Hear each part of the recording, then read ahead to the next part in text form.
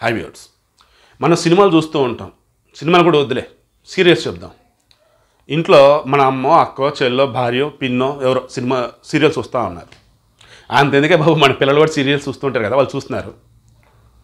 ఆ సీరియల్స్లో సడన్గా ఒక క్యారెక్టర్ రాగానే వచ్చిందా ఇది, దీన్ని చితక్కొట్టాలి అని ఒకళ్ళంటే, అది కాదు ఇంకోది ఉంది, అది అసలు మెయిన్ అని ఇంకో క్యారెక్టర్ రాగానే వామ్మో వీడొచ్చాడా, ఇంకేముంది జరగబోతుంది అంటే కోపం, భయం, కొన్ని సందర్భాల్లో అయ్యో పాపంకి ఇది జరగబోతుందే బాధ. సీరియల్స్లో చూస్తున్నప్పుడు బయట ఉండే జనాలకి ఇలా అనిపిస్తూ ఉంది అంటే ఆ క్యారెక్టర్లో అవతల వాళ్ళు పండించే ఆ నటన అలా ఉండిద్ది. సేమ్ సినిమాల్లో కూడా అలాగే. కొన్ని సందర్భాలలో సినిమాలు ఎవరైతే విల్లగా చేస్తున్నారో వాళ్ళు బయట తిరుగుతూ ఉంటే వాళ్ళని కొట్టబోయే సందర్భాలు కూడా ఉన్నాయట. గతంలో కోట శ్రీనివాసరావు కానీ అండ్ మరికొంతమందిని.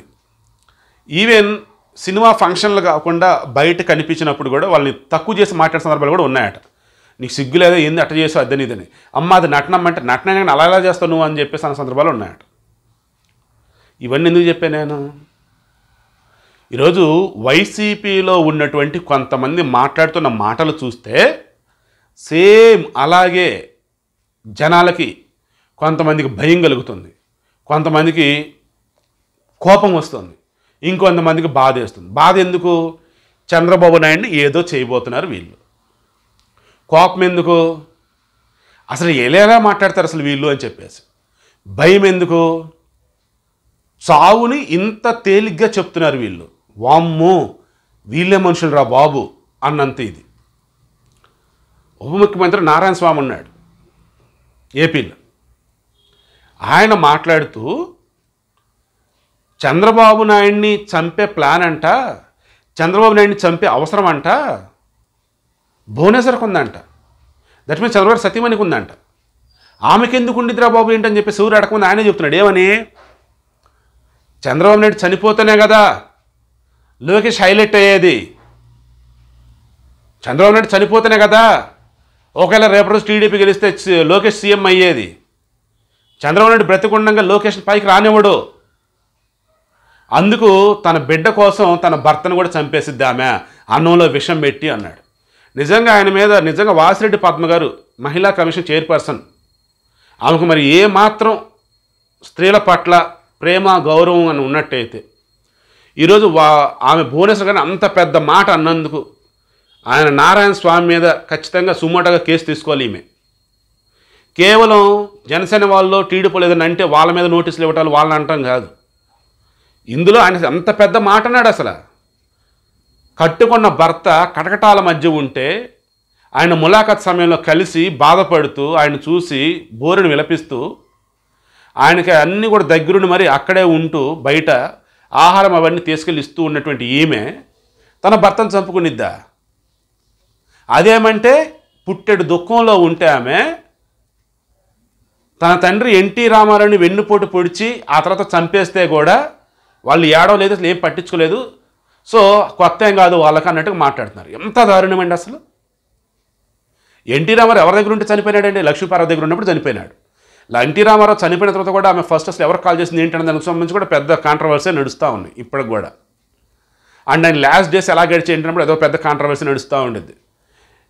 చంద్రబాబు పరిపాలన ఆయన మెచ్చుకున్నాడు, ఆయన కలుద్దాం అనుకున్న మొదటి లక్ష్మీపార్వతి కలవడం లేదని చెప్పేసి ఇలా కొంతమంది ఇప్పటికీ బయట చెప్తూనే ఉంటారు. అసలు ఎన్టీ రామారావు పదవి దిగిపోవాల్సిన అవసరం ఎందుకు వచ్చింది ఏంటి అన్నప్పుడు ఈ లక్ష్మీపార్వతి వల్ల అని చెప్పేసి టీడీపీ చాలా మంది ఓపెన్గానే చెప్తున్నారు. ఈవెన్ టీడీపీ నుంచి బయటకు వెళ్ళిన పార్టీలు వాళ్ళ అయితే అది కూడా చెప్తూ ఉన్నారు. సో ఇలా చూసుకుంటూ ఉన్నప్పుడు ఎన్టీ రామారావు గారికి సంబంధించి, నందమూరి ఫ్యామిలీకి సంబంధించి, నారా ఫ్యామిలీకి సంబంధించి, లక్ష్మీపార్వతి గారికి సంబంధించి వీళ్ళందరి మధ్య ఏం నడిచే ఏంటన్నప్పుడు అవన్నీ కూడా కుటుంబ విషయాలు, వాళ్ళ వ్యక్తిగత విషయాలు.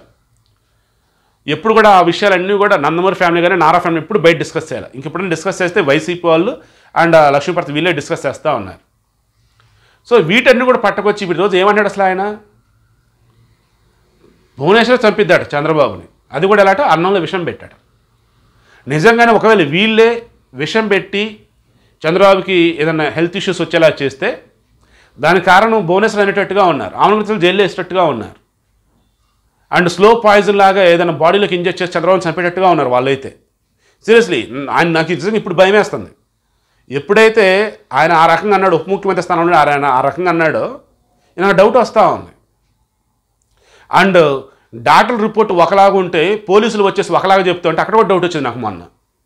ఆయన డీహైడ్రేషన్ గురయ్యాడు బాబు అని చెప్పేసి భువనేశ్వర్ గారు లోకేష్ బయటకు వచ్చి చెప్తుంటే లేదు బాగానే ఉన్నాడు, ఒంటి మీద ఆయన ఎప్పుడు షర్ట్ ఉంచుకుంటాడు, దానివల్ల ర్యాషెస్ వచ్చి అంతే చెమట పెట్టని చెప్పేసి సజ్జలు చెప్తా ఉంటాడు.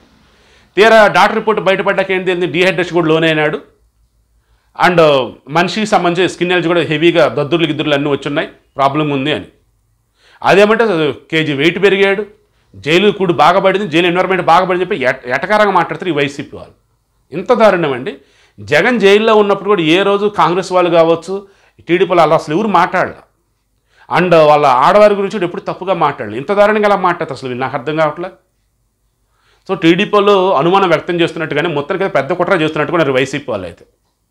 దయచేసి ఇమీడియట్గా గవర్నర్ గారు ఇన్వాల్వ్ అయ్యి అండ్ కేంద్ర పెద్దలు ఇన్వాల్వ్ అయ్యి ఆయన్ని సేఫ్ జోన్లో ఉండేలా చూడండి. ఇక కోర్టులు సంవత్సరాలు తీర్పులు రావాల్సి ఉన్నాయి కదా, సో రేపే రావాల్సి ఉంది సుప్రీంకోర్టు. మరి వాళ్ళు మరలా వాయిదా వేస్తారా, విచారణ మొత్తం కంప్లీట్ తీర్పులు ఇస్తారా, రేపు చూద్దాం స్క్వాష్ ఎలా చేస్తారా లేదా అన్నది. బట్ చంద్రబాబు విషయంలో అయితే నాకైతే నిజంగానే ఏదో పెద్ద పెను ప్రమాదానికి పొంచి ఉంది. ఈ వైసీపీలు మొత్తం అయితే పెద్ద స్కెచ్ నడిపిస్తున్నారని నాకైతే అనిపిస్తుంది. అదేమంటే వాళ్ళ ఇంట్లో ఆడవాళ్ళ మీద తోయడానికి రెడీ అవుతున్నట్టుగా ఉన్నారు. వీళ్ళు ముందుగానే లీడ్స్ ఇస్తున్నారంటే వెనకాల పెద్ద స్కెచ్ అయితే నడుస్తున్నట్టుగా ఉంది. అందులో మాత్రం నో డౌట్. ఎందుకంటే ఒక ఉప ముఖ్యమంత్రి స్థానంలో ఉన్నటువంటి వ్యక్తి భార్య భర్తను చంపబోతుంది, చంపే అవసరం ఆమెకే ఉంది, అది కూడా ఎలాగ అన్నంలో విషం పెట్టి అని కూడా చెప్పాడు అంటే ఏమనాలండి. ఆ రోజు వైఎస్ వివేకానంద రెడ్డి చనిపోయిన తర్వాత మొత్తం రక్తం మరకలు ఇవన్నీ తుడిచేసి మొత్తం బ్యాండేజ్లు అన్నీ కూడా వేసేసి డ్రెస్సింగ్ అంతా చేసి గుండెపోటు అని చెప్పింది ఇదే వైసీపీ బ్యాచ్. ఆ తర్వాత ఆయన కూతురు సునీత వచ్చి అనుమానాలు వ్యక్తం చేసిన తర్వాత చెక్ చేస్తే దారుణంగా చంపారు, హత్య అన్నది వీళ్ళే. ఆ తర్వాత నారాసుర రక్త చరిత్ర టీడీపీలు చంపారన్నది వీళ్ళే. ఇవన్నీ ఒక ఎత్తు అయితే అదే రోజు సాయంత్రం జగన్మోహన్ రెడ్డి గారు అమ్మ బాబు అసలు అని చెప్పి నాకు ఇప్పుడు కళ్ళని కదలాడుతూనే ఉంది. గొడ్డలతో చంపారు. ఎలా చంపారు, ఆ ఇంట్లో ఎక్కడి నుంచి ఎక్కడికి పట్టుకెళ్ళారు, ఎక్కడ చంపి బాత్రూమ్కి తీసుకెళ్ళారు, లేదా బాత్రూమ్ చంపి ఎక్కడ పట్టుకొచ్చినారు, ఎలా నరికారు ఏంటి మొత్తం అసలు చెప్తున్న విధానం అయితే లైవ్లో చూసినట్టుగా చెప్పాడు అసలు ఆయన అయితే. లేదు అట్లా ఇమాజిన్ చేసి చెప్పినాడా అంటే అసలు నాకైతే ఏంటి ఈయన ఎట్లా చెప్తున్నాడు, గొడ్డలని చెప్పి సీన్ ఎలా చెప్తున్నాడు. సీరియస్గా నాకు తెలిసి అయితే అప్పటివరకు గొడ్డని ఎవరు చెప్పినట్టుగా అయితే లేరు. వెపన్ కూడా ఎక్కడ దొరకలా. మొన్న ఈ మధ్య చెప్పారు సిబిఐ వాళ్ళు వెపన్ వచ్చేసి గొడ్డలే అని చెప్పేసి. ఆయన దస్తగిరి అప్రూవర్గా మారాక అతను చెప్పినాడు గొడ్డలని. మరి ఆ రోజు జగన్ గారు ఎలా చెప్పారు అండ్ ముందు గుంటెపట్టి అసలు ఎందుకు మేనేజ్ చేశారు. సో ఇలా చూసుకుంటూ ఉన్నట్టయితే వీళ్ళు ఏదైనా కానీ పక్క ప్రీ ప్లాన్డ్గా ఉన్నట్టుగా నాకైతే అనిపిస్తూ ఉంది చంద్రబాబు విషయంలో అయితే. ఎందుకంటే గతంలో వారు మాట్లాడిన మాటలు కావచ్చు, కొన్ని సందర్భాల్లో వారు వ్యవహరించిన విధానం మొత్తం చూస్తూ ఉంటే నాకు ఎక్కడేదో తేడా కొడుతూనే ఉంది.